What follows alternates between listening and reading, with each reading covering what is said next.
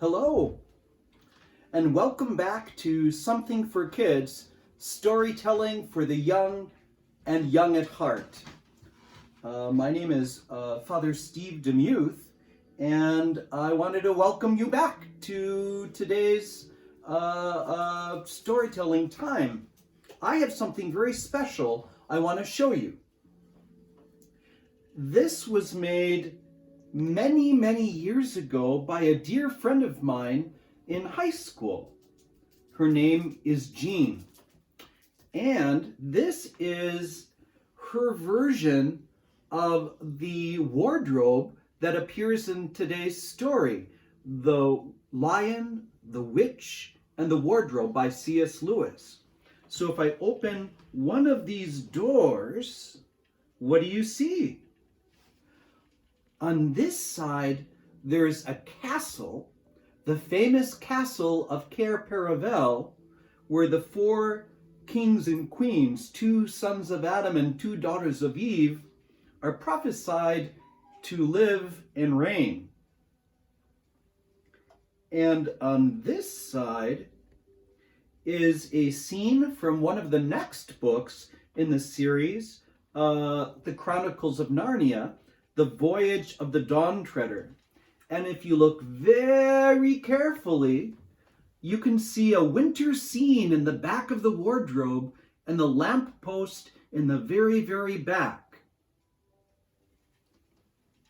There's some other secrets in this wardrobe, but I'll share them with you when we get further on in our story.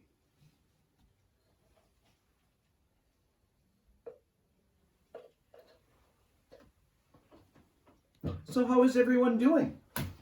Did you get something to drink, a glass of water, some milk, or some hot chocolate, maybe with the little marshmallows in them that taste so good? Do you need to rearrange your pillow and get comfortable?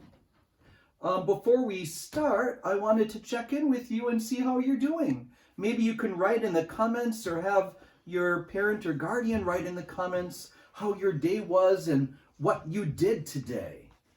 Today was a little uneventful. I did some reading, I said my prayers, and I did some cooking and made a nice chicken dinner for tonight. How about you? What did you do today?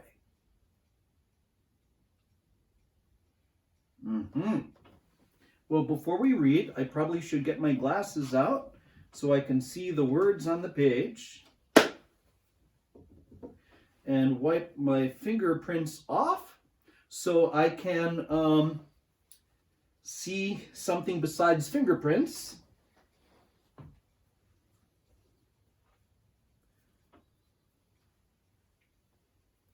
Oh, there you are.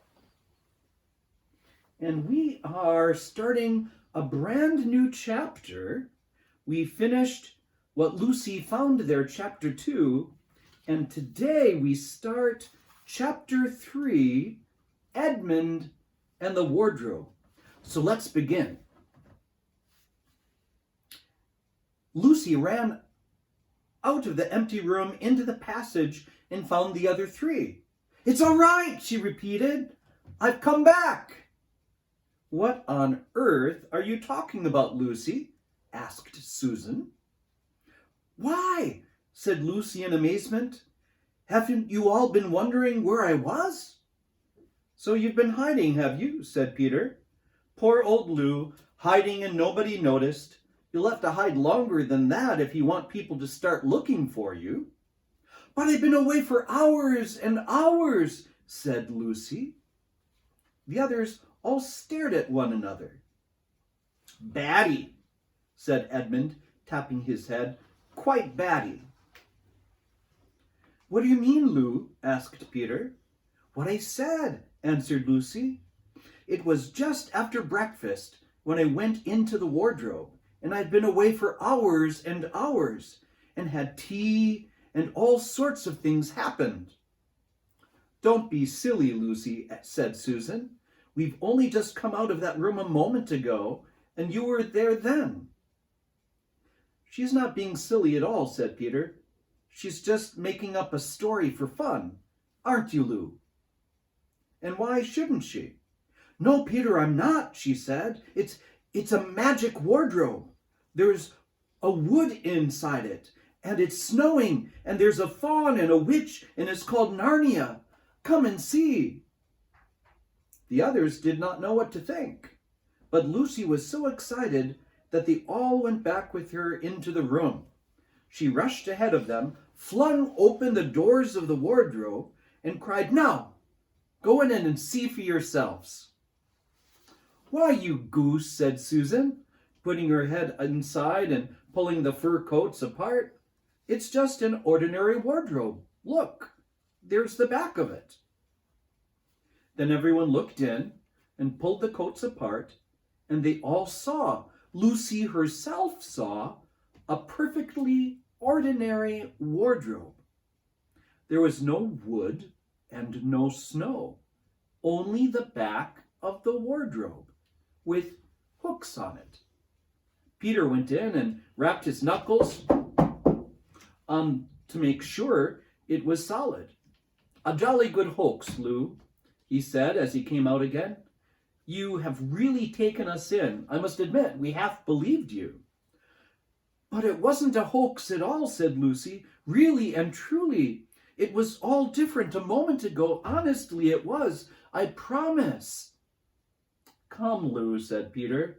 That's going a bit far. You've had your joke. Hadn't you better drop it now?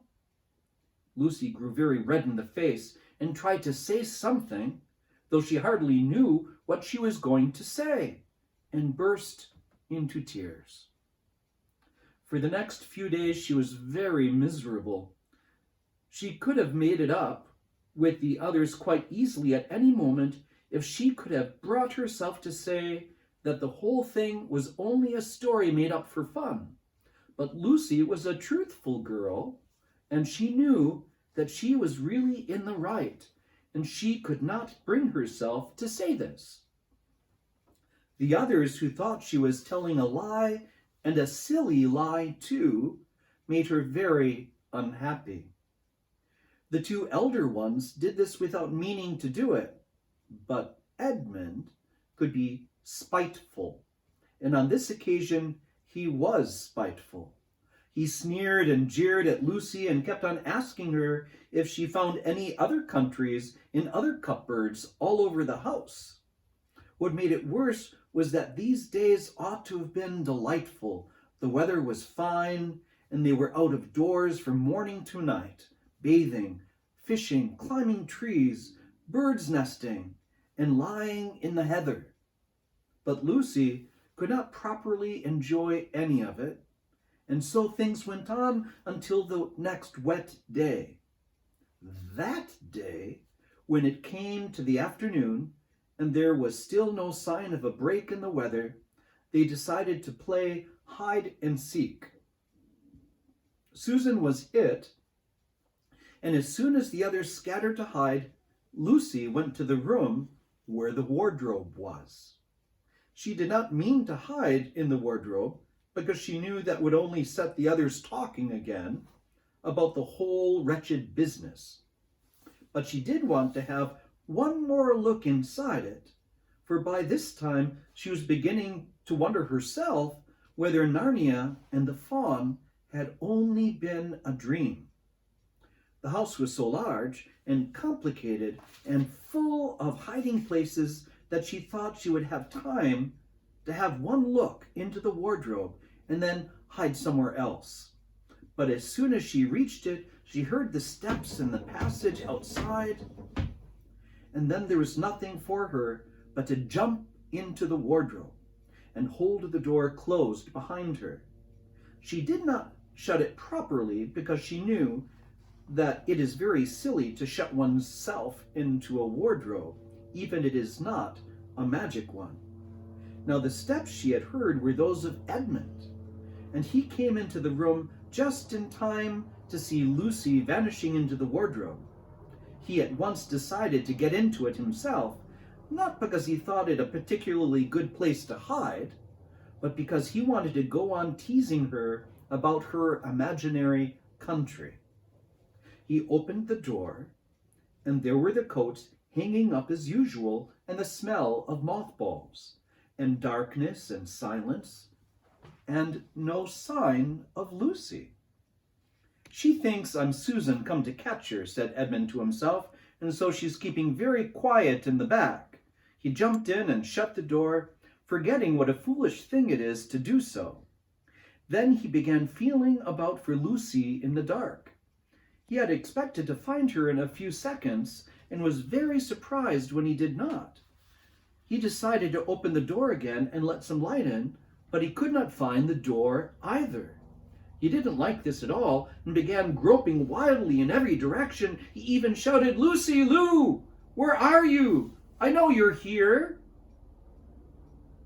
There was no answer, and Edmund noticed that his own voice had a curious sound, not the sound you expect in a cupboard, but a kind of open air sound. He also noticed it was unexpectedly cold, and then he saw a light. "Thank goodness," said Edmund. "The door must have swung open of its own accord."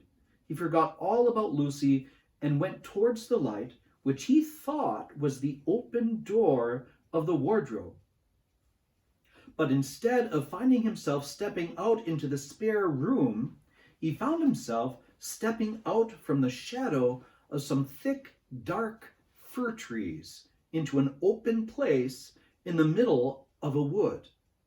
There was crisp, dry snow under his feet, and more snow lying on the branches of the trees.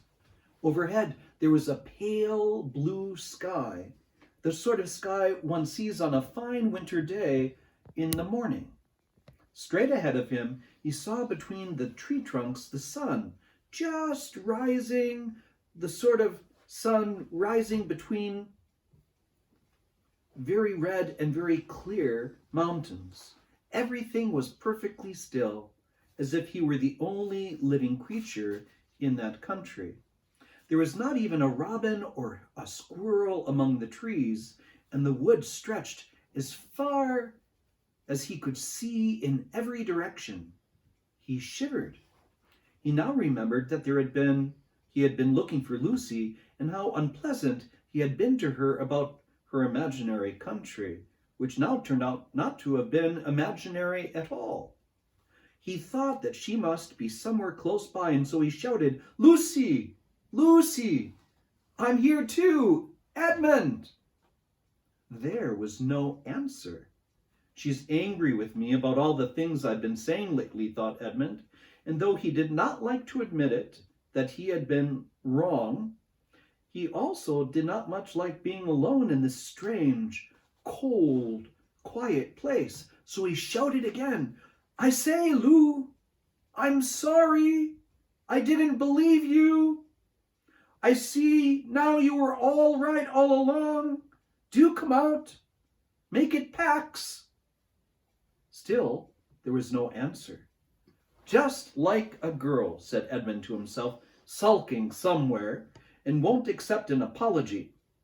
He looked around him again and decided he did not much like this place, and had almost made up his mind to go home when he heard very far off in the wood a sound of bells. He listened, and the sound came nearer and nearer, and at last there swept into sight a sledge drawn by 2 reindeer. The reindeer were about the size of Shetland ponies, and their hair was so white that even the snow hardly looked white compared with them. Their branching horns were gilded and shone like something on fire when the sunrise caught them. Their harness was of scarlet leather and covered with bells. On the sledge, driving the reindeer, sat a fat dwarf who could have been about 3 feet high if he had been standing. He was dressed in polar bear fur, and on his head he wore a red hood with a long gold tassel hanging down from its point. His huge beard covered his knees and served him instead of a rug. But behind him, on a much higher seat, in the middle of the sledge, sat a very different person, a great lady, taller than any woman Edmund had ever seen. She was also covered in white fur up to her throat, and held a long, straight, golden wand in her right hand, and wore a golden crown on her head. Her face was white, not merely pale, but white like snow or paper or icing sugar, except for her very red mouth. It was a beautiful face in other aspects, but proud and cold and stern. The sledge was a fine sight as it came sweeping towards Edmund with the bells jingling and the dwarf cracking his whip and the snow flying up on each side of it. "Stop," said the lady, and the dwarf pulled up the reindeer so sharp that they almost sat down. Then they recovered themselves and stood chomping at their bits and blowing. In the frosty air beneath, coming out of their nostrils, looked like smoke. "And what, pray, are you?" said the lady, looking hard at Edmund. My name's Edmund," said Edmund, rather awkwardly. He did not like the way she looked at him. The lady frowned. "Is that how you address a queen?" she asked, looking sterner than ever. "I beg your pardon, your majesty. I didn't know," said Edmund. "Not know the Queen of Narnia?" cried she. "Ha! You shall know us better hereafter, but I repeat, what are you?" "Please, your majesty," said Edmund, "I don't know what you mean. I'm at school, at least I was. It's the holidays now." And here ends chapter 3. I will put my marker there so we will know we'll start chapter 4 tomorrow night, and it's called Turkish Delight. What did you think of the story tonight? What do you think Edmund thought when he found out that Narnia was real? What do you think Lucy is doing? And why didn't she hear Edmund's voice? We'll find all about that tomorrow. I love good stories, don't you?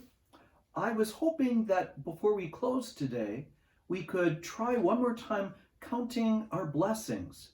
That sometimes when things are confusing or challenging or hard, a good thing to do is to think of the things that you're grateful for. And so tonight, I am grateful for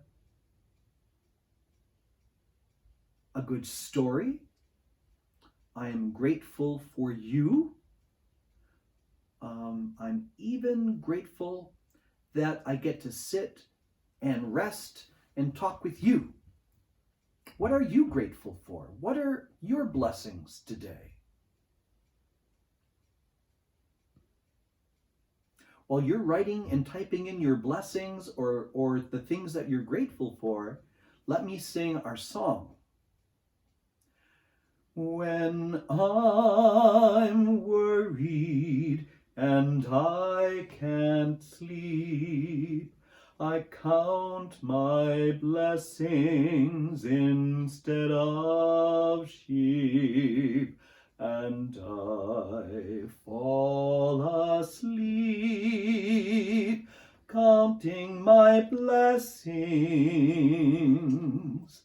When my bankroll is getting small, I think of when I had none at all, and I fall asleep, counting my blessings.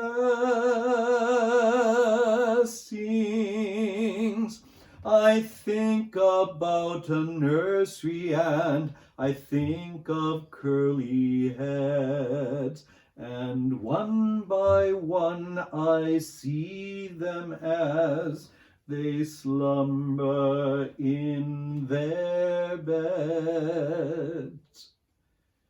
If you're worried and you can't sleep, just count your blessings instead of sheep, and you fall asleep, counting your blessings.